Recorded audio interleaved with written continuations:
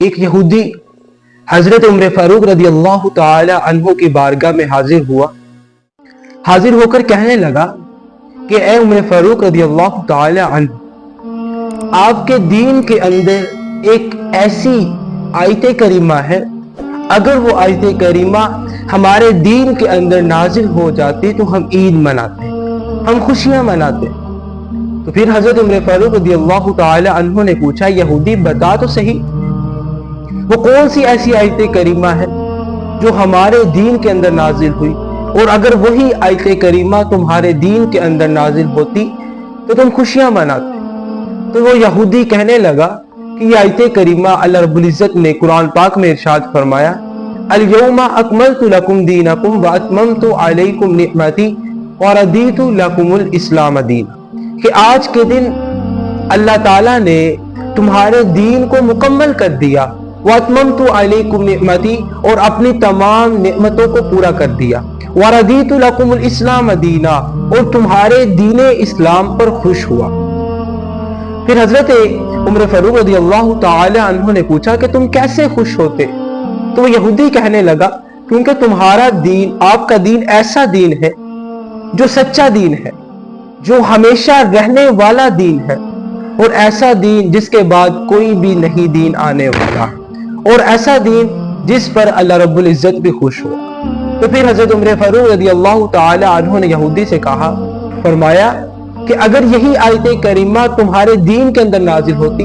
تو تم ایک خوشی مناتے، مگر جب یہ آیت کریمہ ہمارے دین کے اندر نازل ہوئی تو ہم نے دو خوشیاں منائی۔ یہودی نے کہا، وہ کیسے؟ تو آپ نے کہا، جب یہ آیت کریمہ نازل ہوئی وہ دن یوم الحج، حج کا دن تھا،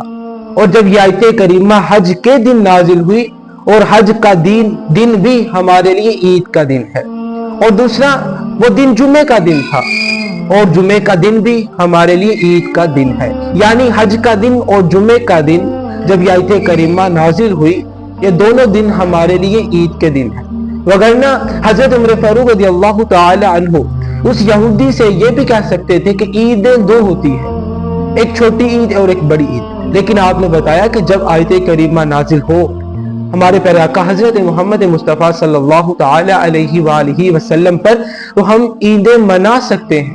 ہم خوشیاں منا سکتے ہیں۔ جانتے تو وہ بھی تھے کہ عیدیں دو ہیں، ایک چھوٹی عید، ایک بڑی عید، لیکن بتا دیا کہ جب آیت کریمہ نازل ہو تو ہم اس کی خوشی منا سکتے ہیں۔ تو جب ہم آیت کریمہ نازل ہونے پر خوشیاں منا سکتے ہیں، جشن کر سکتے ہیں، تو کیا جس پیارے آقا حضرت محمد مصطفیٰ صلی اللہ تعالی علیہ وآلہ وسلم پر آیت کریمہ نازل ہو، ان کی ولادت کی خوشی نہیں منا سکتے، ان کی آمد کی خوشی نہیں منا سکتے؟ اور جس ہمارے پیارے آقا حضرت محمد مصطفیٰ صلی اللہ تعالی علیہ وآلہ وسلم پر قرآن نازل ہوا،